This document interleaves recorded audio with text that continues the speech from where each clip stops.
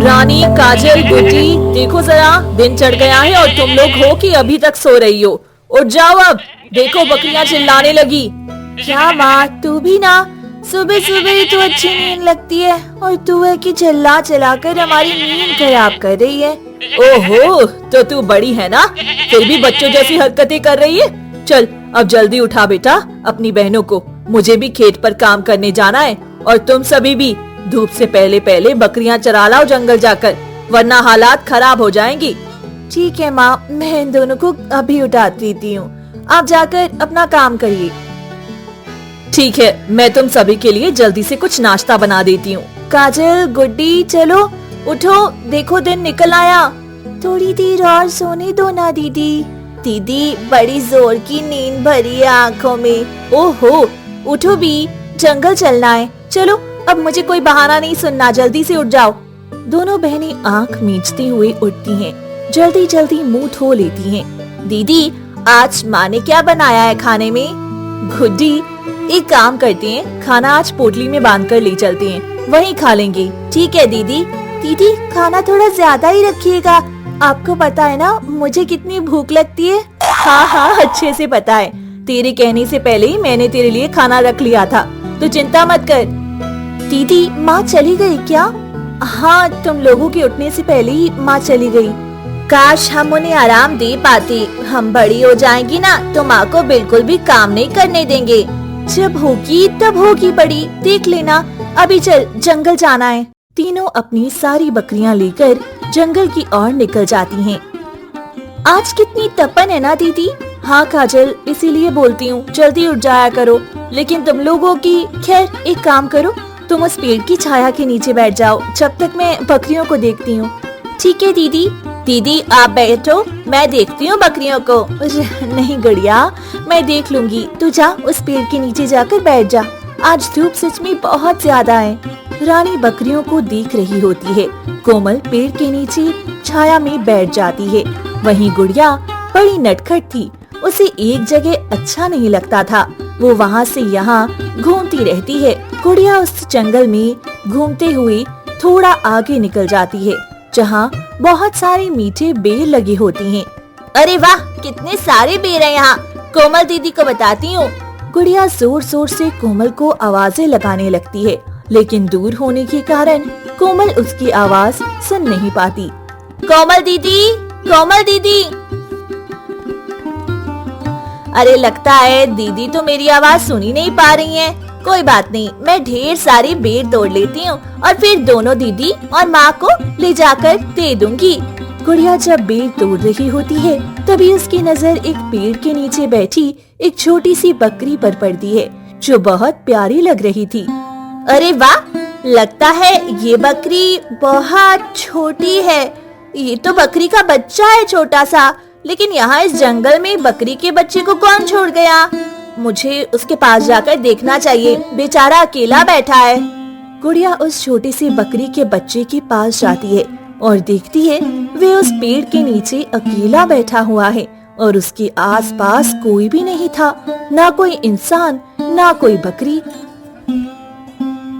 या तो सच में आसपास कोई भी नहीं दिख रहा, बेचारा ये तो बहुत छोटा है। गुड़िया उस बकरी के बच्चे को दुलारने लगती है, तभी वह बच्चा गुड़िया से चिपक जाता है, जिससे गुड़िया को बहुत अच्छा लगता है।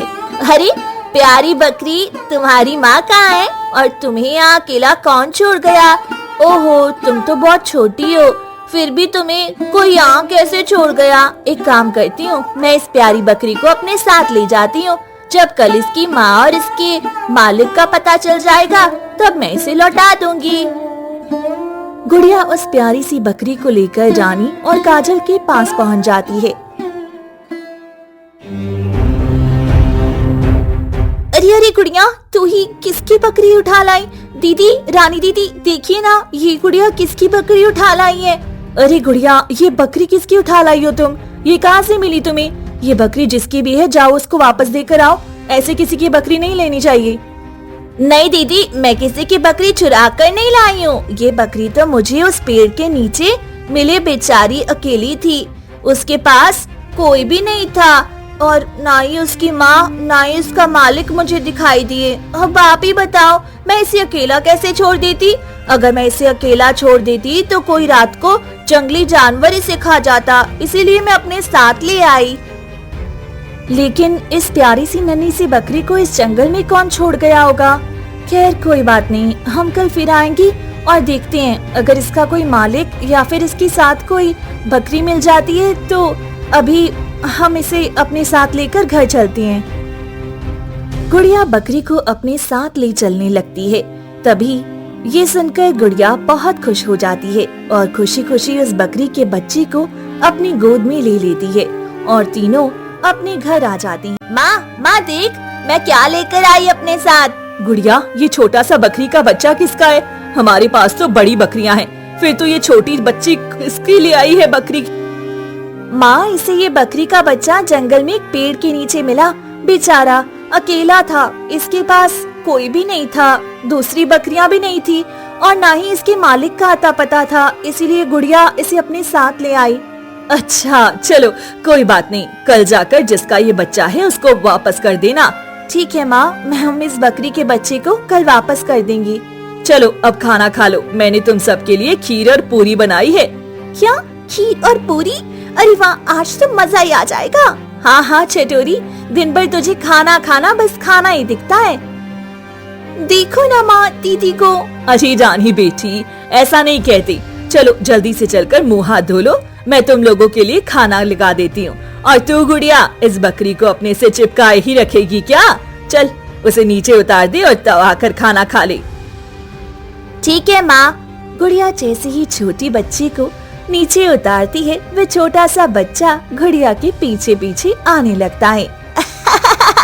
अरे प्यारी बकरी, लगता है तुम्हें मेरे साथ रहना अच्छा लग रहा है। चल आजा, तू भी खीर पूरी खा लेना।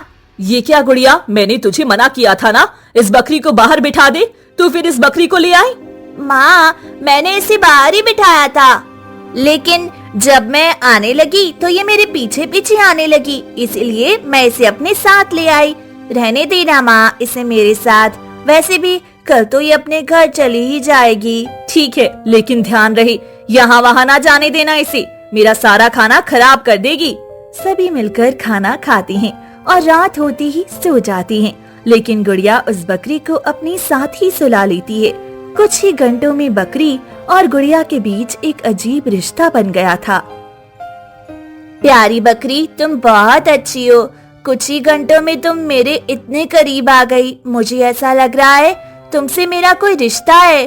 सच बताऊं तो मेरा बिल्कुल भी मन नहीं है, मैं तुम्हें फिर से उस जंगल में छोड़ने को नहीं जाना चाहती, लेकिन माँ और दीदी नहीं मानेंगी, वरना मैं तुम्हें अपने पास ही रख लेती।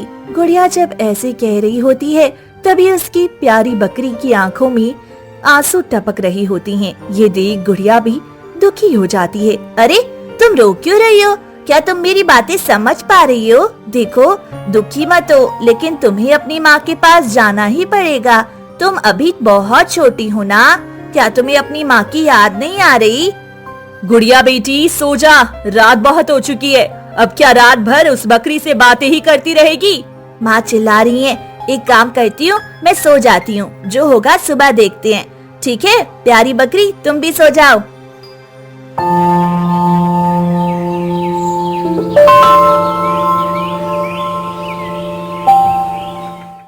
रानी, वह बकरी जिसकी भी है उसे सही सलामत दे देना और यहाँ वहाँ मत छोड़ाना, छोटा बच्चा है बेचारा, वरना जंगल का कोई जानवर उसे खा जाएगा। और हाँ, मैंने खाना बना दिया है, अपनी काजल और गुड़िया को भी खिला देना और तुम भी खा लेना, अब मैं काम पर जा रही हूँ। ठीक है माँ, आप चिंता मत कीजिए, मैं उस बकरी के बच्चे को उसके मालिक को दे दूंगी। माँ काम के लिए निकल जाती है, वहीं तीनों बहनें जंगल की ओर अपनी सारी बकरियां लेकर निकल जाती हैं। गुड़िया उस छोटी सी बकरी के बच्चे को अपनी गोद में ले लेती है। गुड़िया तू वहाँ देख, शायद कोई चरवाहा अपनी बकरियां चरा रहा हो, और काजल तू वहाँ देख, अगर कोई भी चरवाहा दिखे तो बता देना। थोड़ी देर बाद, दीदी, रानी दीदी, वहाँ पर एक चरवाहा अपनी बकरियां चरा रहा है, हो ना हो ये बकरी का बच्चा उसी का होगा, हमें जाकर उससे बात करनी चाहिए। काजल तू यहीं रुक, सारी बकरियों पर ध्यान दे, मैं और गुड़िया जाकर ये छोटा सा बच्चा उस चरवाहे को देकर आते हैं। ठीक है दीदी, आप लोग जाइए। वैसे भी मैं बहुत थक गई हूँ। उस पेड़ के नीचे मैं बैठ बैठे बकरियों का ध्यान भी रख लूंगी और आराम भी कर लूंगी। ठीक है, चल गुड़िया। रानी और गुड़िया दोनों उस चरवाहे के पास जाती हैं। चरवाहा वहाँ एक पेड़ के नीचे बैठी बैठी अपनी बकरियां चरा रहा था। तभी रानी और गुड़िया उस चरवाहे के पास पहुँचती हैं। काका, क्या आपकी कोई बकरी का बच्चा खोया है? बकरी का बच्चा? नहीं तो, मेरी तो सारी बकरियां हैं। वो देखो, वो घास चर रही है। क्या आपकी बकरी का कोई भी बच्चा नहीं खोया? एक बार आप अच्छे से देख लीजिए और इस प्यारे से बच्चे को भी देख लीजिए। कहीं ये प्यारा सा छोटा सा बच्चा आपका तो नहीं है? अरे नहीं नहीं बिटिया, हमारी कोई भी बकरी नहीं खोई है। हमारी तो सारी बकरियां वो चर रही है। ये किसी और का होगा। पर जाने दो ना दीदी, जब वह कह रहे हैं कि उनकी बकरी का कोई भी बच्चा नहीं खोया है, तो आप क्यों जबरदस्ती कर रही हैं? चलिए यहाँ से। ठीक है, चलो। माँ ने कहा था जिसका भी ये बच्चा है उसे वापस करना, इसीलिए।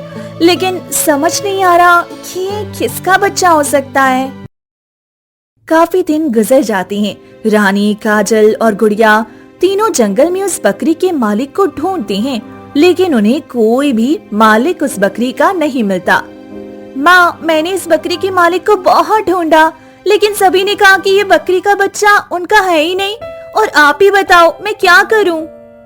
करना क्या है दीदी, इस प्यारे से बच्चे को हम अपने पास रख लेते हैं। और देखो ना, ये तो जाना भी नहीं चाहता। हाँ, सही कह रही हो, लेकिन समझ नहीं आ रहा ये बच्चा अचानक से उस जंगल में आ कहां से गया। खैर, इस बच्चे को अब अपने पास ही रखो। उस जंगल में भी इस बच्चे को छोड़ना सुरक्षित नहीं है। हाँ, सही है। अब तो ये प्यारा सा बच्चा मेरे पास ही रहेगा। माँ, दीदी, अब तो मैंने इसका नाम भी सोच लिया है। हाँ गुड़िया, कैसा रहेगा? क्या गुड़िया? देखो ना माँ, काजल दीदी मेरा और इस प्यारे से बच्चे का मजाक उड़ा रही हैं। अरे वह तो मुझे ऐसा कुछ करती हुई दिखाई नहीं दे रही। वो तो तुझे छेड़ रही है। सच में थोड़ी ना तेरा नाम रख देंगे। अच्छा चल बता, तूने इस प्यारे से बच्चे का क्या नाम सोचा है? हाँ, आखिर मैं भी तो सुनूं। मेरी प्यारी गुड़िया ने इस प्यारे से बच्चे का नाम क्या सोच रखा है? माँ, धानी। धानी नाम कैसा रहेगा माँ? अरे वह, ये तो बहुत अच्छा नाम है बच्ची। धीरे धीरे समय गुजरता रहा और गुड़िया धानी को बहुत प्यार करने लगती है। धानी के साथ उसका एक अलग ही लगाव बन जाता है। वे धानी को अपने परिवार के सदस्य की तरह मानती है और उसके परिवार के भी धानी को बहुत प्यार करती हैं। एक दिन की बात है, तीनों बहनें अपनी बकरियों को लेकर जंगल की ओर निकल जाती हैं। सारी बकरियां चल रही हैं। एक काम करती हैं, जब से हम उस पेड़ के नीचे बैठकर खाना खा लेते हैं। चल गुड़िया, काजल, अरे अब तो इस धानी को भी लेकर चलेगी क्या? धानी को यहीं छोड़ दे, वह भी अपने पेट भर लेगी। गुड़िया धानी को वहीं घास करने के लिए छोड़ जाती है, जहाँ पर और बकरियां भी घास चर रही थी। तीनों के तीनों एक पेड़ के नीचे जाकर बैठ जाती हैं और खाना खाने लगती हैं। खाना खाकर वे वापस अपनी बकरियों के पास आती हैं। तभी गुड़िया देखती है कि धानी वहाँ नहीं है। धानी वहाँ से गायब है। दीदी, मेरी धानी कहीं दिखाई नहीं दे रही है। हम तो उसे यहीं छोड़कर गए थे। बाकी सारी बकरियां तो घास चर रही हैं, लेकिन मेरी धानी का अता पता ही नहीं है। चिंता मत कर गुड़िया, यहीं आसपास घास खा रही होगी। छोटा सा बच्चा है, तो वह यहाँ वहाँ निकल गया होगा। मैं अभी देखती हूँ। धानी, धानी कहाँ है तू? धानी। तीनों बहनें धानी को ढूंढने लगती हैं। धानी को ढूंढते ढूंढते वे तीनों जंगल की एक सुनसान और रहस्यमयी हिस्से में पहुंच जाती हैं, जहां वे पहले कभी नहीं आई थी। दीदी, हम ये किस जगह पर आ गए हैं? हम तो यहाँ पहले कभी नहीं आए। हाँ, काजल की जगह बहुत ही रहस्यमयी लग रही है। धानी भी आसपास नहीं दिख रही है, ना जाने कहाँ चली गई। दीदी, धानी को कहीं कोई जंगली जानवर तो नहीं ले गया क्या? सच में दीदी, मेरी धानी, ऐसा नहीं हो सकता। रो मत गुड़िया, धानी यहीं कहीं आसपास होगी। उसे कोई जंगली जानवर नहीं लेकर गया। और तू काजल कुछ भी बोलती रहती है। हमें थोड़ा और आगे जाकर देखना चाहिए। तीनों थोड़ी और आगे जाती हैं, जहां देखती हैं उस रहस्यमय जगह पर एक बहुत बड़ा विशाल पेड़ है। इतना बड़ा पेड़ उन तीनों ने पहले कभी नहीं देखा था। वहीं दूर उन्हें एक छोटी बकरी बैठी दिखाई देती है। रानी दीदी, काजल दीदी, वह देखिए, शायद मेरी धानी वह उस पेड़ के नीचे बैठी है। हाँ, मुझे भी लग रहा है। चलो जल्दी चलकर देखते हैं। तीनों बहनें जब उस पेड़ के नीचे पहुंचती हैं, तो उन्हें दिखता है कि धानी वहीं उस पेड़ के नीचे बैठी हुई एकदम शांत लग रही थी। उसके चेहरे पर एक अलग सी चमक है। अरे धानी, तो यहाँ कैसे आई इतनी दूर? तुझे पता है हम सभी कितना परेशान हो गए थे। चल घर चल, कहीं कोई जंगली जानवर तुझे ले ना जाए। परेशान मत हो गुड़िया, मैं ठीक हूँ, मुझे कुछ नहीं हुआ। धानी के मुंह से इंसानों की तरह बात करता सुन तीनों घबरा जाती हैं। ये क्या कहानी है? एक इंसानों की तरह बात कैसे कर सकती है धानी? धानी, ये क्या है? अचानक से आज धानी को क्या हो गया? मुझे तो ये जगह ठीक नहीं लग रही है। दीदी, कहीं इस रहस्यमय जगह पर कोई चुड़ैल या भूत प्रेत तो नहीं है? डरो मत, मैं हूँ ना। चलो यहाँ से चलते हैं। नहीं, ऐसा मत करो। ये सब मैंने तुम लोगों को यहाँ लाने के लिए किया है। कई महीनों की मेहनत के बाद आज मैं तुम तीनों को यहाँ तक ला पाई हूँ। कृपया ऐसा मत करो। जाओ, मेरी सहायता करो। मुझे तुम तीनों की सहायता की बहुत जरूरत है। ये कैसा रहस्य है दानी? तुम कैसे बोल पा रही हो? और तुम हम तीनों से चाहती क्या हो? बताओ। सहायता? मैं आप तीनों से सहायता चाहती हूँ। कैसी सहायता? कैसी सहायता चाहती हो तुम? हाँ, बताओ हम तीनों को। धानी पेड़ के नीचे रखी हुई एक बक्से की ओर इशारा करती है, जिसमें से कुछ चमकदार रोशनी निकल रही थी। वो देखो। दीदी, ये क्या? उस बक्से से तो कोई चमकीली रोशनी निकल रही है। दीदी, मुझे डर लग रहा है। रानी उस बक्से के पास जाती है और उस बक्से पर हाथ रखती है, जिससे एक आवाज आती है। मेरी मदद करो, मेरी मदद करो, मुझे इस कैद से बाहर निकालो। मैं अब और यहाँ नहीं रह सकती, मुझे बाहर निकालो। ये किसकी आवाज आ रही है दीदी? इस बक्से में कौन है? दीदी, कहीं इस बक्से में कोई भूत तो नहीं है? चलो, हमें चलना चाहिए यहाँ से। नहीं, मैं तुम सभी को यहाँ से जाने नहीं दूंगी। ये सब क्या है धानी? तुम आखिर चाहती क्या हो? और इस बक्से में से किसकी आवाज आ रही है? क्या रहस्य है इस बक्से का? तभी धानी रोने लगती है और एक इंसानी रूप में आ जाती है, जिसे देख सभी आश्चर्यचकित हो जाते हैं और डरने भी लगती हैं। देखो, डरो मत, मैं तुम सभी को कुछ भी नहीं करूंगी। मुझे बस तुम तीनों की सहायता चाहिए। मैं इसीलिए तुम तीनों को यहाँ पर लेकर आई हूँ। उस बक्से में जो तुमने आवाज सुनी, वो आवाज राजकुमारी परी झीलमिल की है, जो वर्षों से उस बक्से में कैद है। मैं उनकी दासी हूँ, जो बकरी के वेश में इस धरती पर राजकुमारी की रक्षा कर रही हूँ और उन्हें इस कैद से आजाद कराना चाहती हूँ। पर राजकुमारी यहाँ आए कैसी? और उन्हें इस बक्से में किसने कैद किया? ये सब उस दुष्ट जादूगर काल जीव के कारण हुआ है। आज उसी की वजह से हमारी राजकुमारी उस बक्से में कैद है। बहुत समय पहले राजकुमारी झिलमिल रोशनी लोक से इस धरती लोक पर घूमने आए थे। अद्भुत, बड़ा ही सुंदर लोक है यहाँ। यहाँ की नदियाँ, पेड़ पौधे, जीव जंतु कितने अच्छे हैं। ये तो हमारे परिलोक से भी अच्छा है। राजकुमारी, आपको अच्छा लग रहा है यहाँ पर? हाँ, बहुत अच्छा लग रहा है यहाँ पर। चलो उस पेड़ के पास चलकर कुछ समय बैठते हैं। राजकुमारी, यहाँ ज्यादा देर तक ठहरना ठीक नहीं है। हम इस जगह के बारे में अभी ठीक से नहीं जानते हैं, ना ही यहाँ के लोगों के बारे में। अरे तुम भी ना बहुत डरती हो। जब इस लोक की नदियाँ, पेड़ पौधे, जीव जंतु इतने अच्छे हैं, तो यहाँ के इंसान तो और भी अच्छे होंगे ना। तुम फालतू में ही डर रही हो। चलो हम उस पेड़ के नीचे चलकर थोड़ी देर आराम करते हैं। ठीक है राजकुमारी, जैसा आप कहें। राजकुमारी और दासी दोनों उस पेड़ के नीचे जाकर बैठ जाती हैं। पेड़ की ठंडी ठंडी हवा चलने के कारण राजकुमारी झिलमिल की नींद लग जाती है।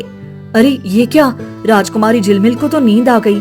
शाम भी होने वाली है और मैं उन्हें जगा भी नहीं सकती। राजकुमारी बड़ी गहरी नींद में है। क्या करूं? एक काम करती हूँ, थोड़ी देर और सोने देती हूँ। हो सकता है राजकुमारी की नींद खुल जाए। दासी राजकुमारी के उठने का इंतजार कर रही थी। तभी वहाँ एक जादूगर काल जीव गुजरता है, जो उन दोनों को देख लेता है। ये क्या? ये तो विचित्र लग रही है। और इस धरती लोक की भी तो बिल्कुल भी नहीं लग रही है। आखिर कौन हो सकती है ये? मुझे अपनी जादुई शक्तियों से पता लगाना होगा।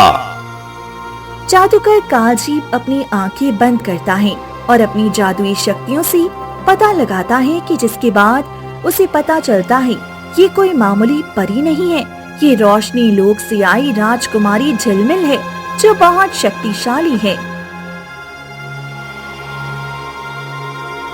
ओह, तो ये बात है, यह परी लोक से आई हुई परी है। यह परी तो बहुत ही खूबसूरत है। जादूगर कालजीप परी झिलमिल की सुंदरता पर मोहित हो जाता है। कुछ भी हो जाए, मुझे इस परी को हासिल करना ही होगा। जादूगर परी के पास जाता है जिसे देख दासी डर जाती है। कौन हो तुम?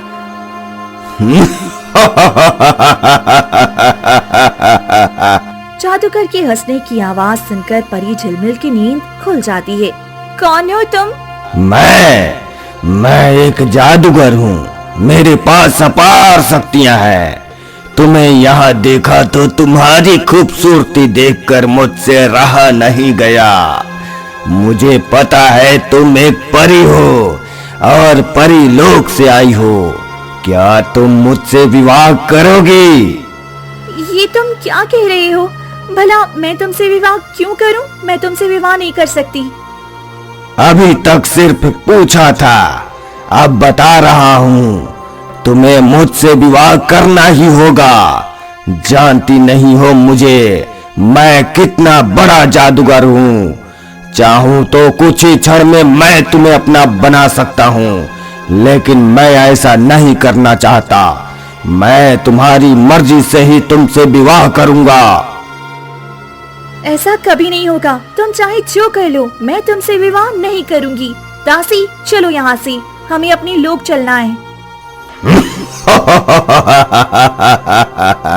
अब तुम यहाँ से नहीं जा पाओगी। जब तक तुम मुझसे विवाह करने के लिए राजी नहीं हो जाती, तब तक मैं तुम्हें यहाँ से जाने ही नहीं दूंगा। दुष्ट, तो मुझे रोक के तो दिखा, मैं भी देखती हूँ तेरे अंदर कितनी शक्ति है। मेरे पास भी शक्तियों की कमी नहीं है। तू जिस जादुई छड़ी पर इतना इतरा रही है, वो मेरे पास है। जादूगर के हाथ में मड़ी देख परी घबरा जाती है। ये तो मेरी जादुई छड़ी है, लेकिन ये छड़ी तुम्हारे पास कैसे आई? मेरी छड़ी मुझे वापस कर दो। दासी, मेरी छड़ी उस जादूगर के पास से कैसे भी लेनी होगी। लेकिन ये छड़ी यहाँ पर चली कैसे गई? मुझे समझ में नहीं आ रहा। मुझे नहीं पता राजकुमारी, लेकिन मुझे लगता है जब आप सो रही थी तभी उस जादूगर ने आपकी छड़ी चुरा ली। अब क्या होगा राजकुमारी? मुझे तो डर लग रहा है। ये जादूगर बहुत ही दुष्ट है।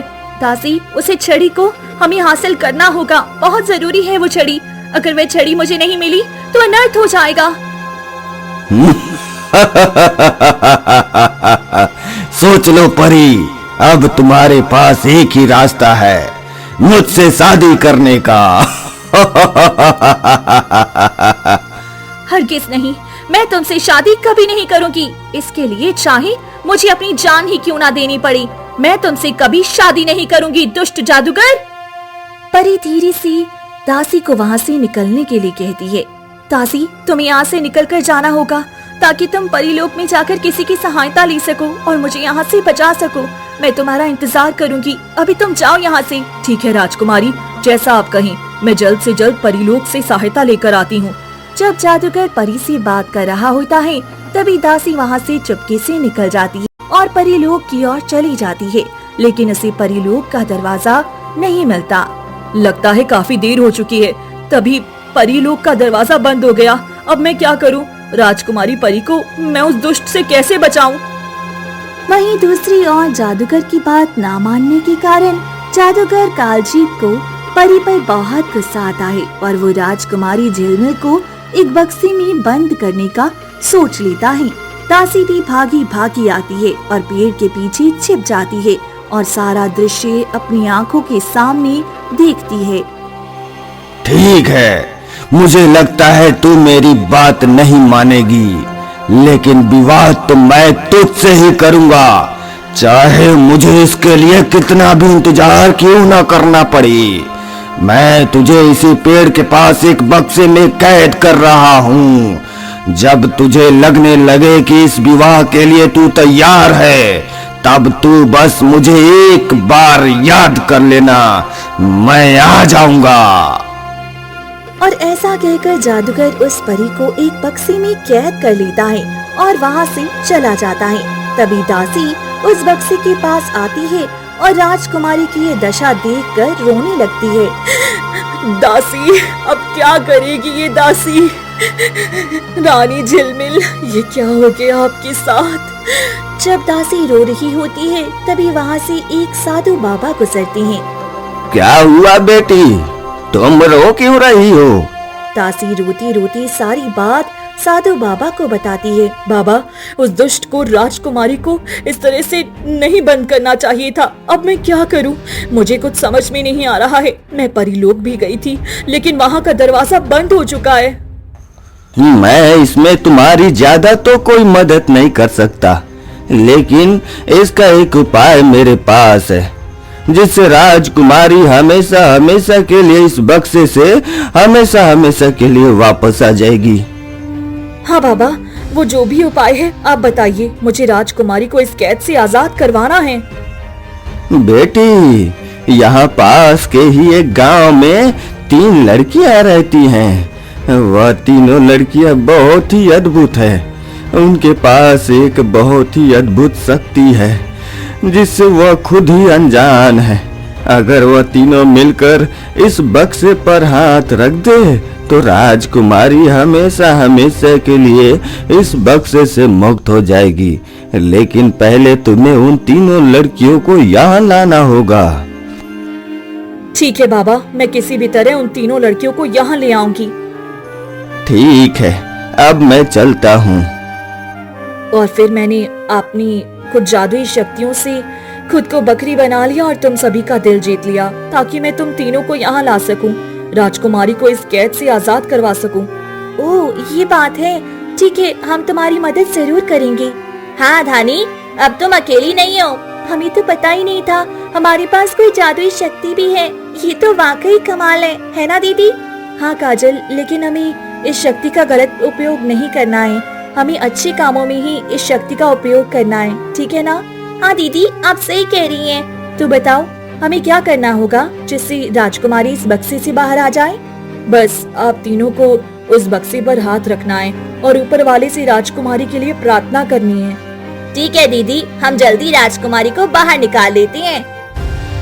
तीनों बहनें उस बक्से के पास जाती हैं और तीनों अपना अपना हाथ उस बक्से पर रख देती हैं, आंख बंद करती हैं और भगवान से प्रार्थना करती हैं। तभी एक चमत्कार होता है और राजकुमारी उस बक्से से आजाद हो जाती है।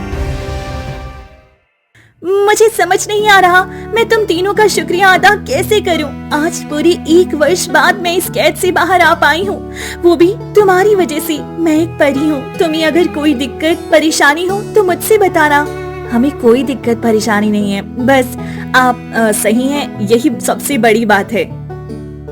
राजकुमारी तो उस कैद से आजाद हो गई, लेकिन राजकुमारी, एक सबसे बड़ी समस्या तो अभी बाकी है। कौन सी समस्या दासी?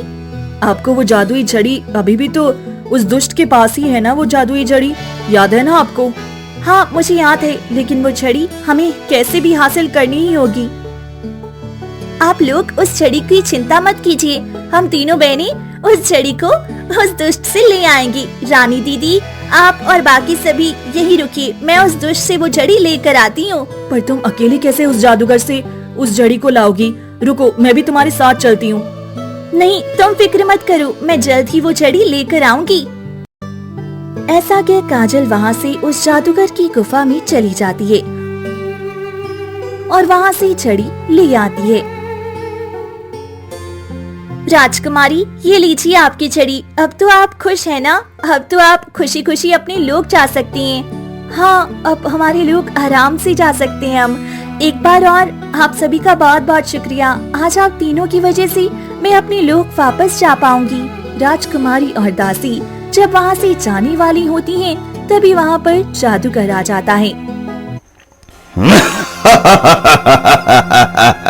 आखिर तो उस कैद से आजाद हो ही गई, लेकिन तूने क्या सोचा तू मुझसे बच जाएगी? नहीं, इतनी आसानी से नहीं छोड़ने वाला मैं तुम सबको। अब तो मैं तुझे ऐसे कैद करूंगा जिसे तेरे लोक का भी बड़े से बड़ा कोई शक्तिशाली इंसान नहीं आजाद करवा पाएगा। पहले तुम तीनों लड़कियों की बारी है।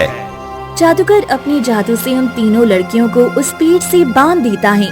दीदी दीदी, तो छोड़ हमें, वरना अंजाम बहुत बुरा होने वाला है।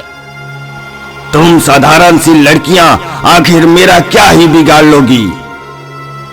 जादूगर जब परी के पास पहुंचता है और उसे पकड़ने वाला होता है, तभी परी अपनी जादुई छड़ी से उस पर हमला कर देती है। ये क्या? ये छड़ी तो मेरे पास थी, तेरे पास कहां से आई? नहीं!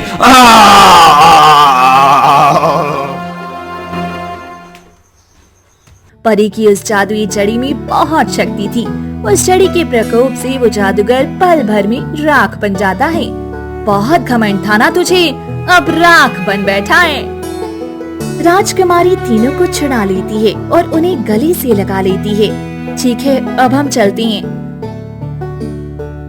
राजकुमारी और दासी वहाँ से चली जाती हैं और तीनों लड़कियाँ भी अपने अपने घर आ जाती हैं और अपनी माँ को सारी बात बताती हैं, जिससे उनकी माँ बहुत खुश होती है।